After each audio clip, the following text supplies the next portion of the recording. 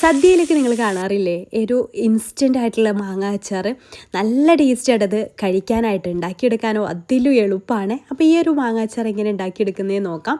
അതിന് വേണ്ടിയിട്ട് വലിയൊരു മാങ്ങ ഞാൻ എടുത്തിട്ടുണ്ട്. ഇത് ഏകദേശം 400 ഗ്രാമിൻ്റെ അടുത്തുണ്ട് കേട്ടോ.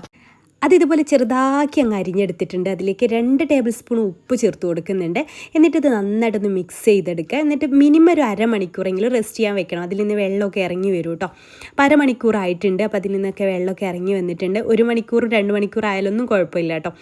അതിലേക്ക് 1/4 ടീസ്പൂൺ വീതം ഉലുവാപ്പൊടിയും കായപ്പൊടിയും ചേർത്ത് കൊടുക്കുക.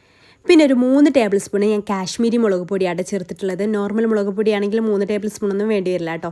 അതും കൂടെ ചേർത്ത് നന്നായിട്ട് ഇതുപോലെ അങ്ങ് മിക്സ് ചെയ്തെടുക്കുക. ഇനി ഇതിലേക്ക് കടുകും കറിവേപ്പിലയൊക്കെ ഒന്ന് മൂപ്പിച്ച് ഒഴിച്ചു കൊടുക്കണം.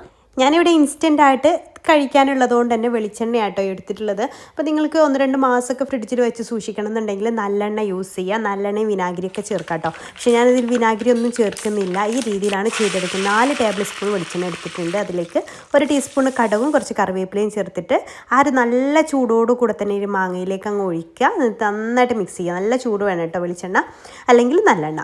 എന്നിട്ട് ഇത് നമുക്ക് ഈ ഒരു സംഭവം നമുക്ക് പുറത്തൊരു 2 ദിവസം, ഫ്രിഡ്ജിലാണെങ്കിൽ ഒരു 2 ആഴ്ച വരെയൊക്കെ നിൽക്കും. അപ്പോൾ നിങ്ങളിതിലേക്ക് വിനാഗിരിയും അതേപോലെ നല്ലെണ്ണയൊക്കെ യൂസ് ചെയ്യുന്നുണ്ടെങ്കിൽ 2 മാസം വരെ നമുക്ക് ഫ്രിഡ്ജിൽ സൂക്ഷിക്കാൻ പറ്റും കേട്ടോ. ഈ ഒരു അച്ചാർ ഇൻസ്റ്റൻ്റായിട്ട് തയ്യാറാക്കിയെടുക്കാൻ പറ്റുന്ന ഈ ഒരു അച്ചാറിൻ്റെ റെസിപ്പി നിങ്ങൾക്ക് ഇഷ്ടമായിട്ടുണ്ടെങ്കിൽ ട്രൈ ചെയ്ത് നോക്കുക. ട്രൈ ചെയ്ത് നോക്കിയിട്ട് ഫീഡ്ബാക്ക് അറിയിക്കാൻ മറക്കല്ലേ.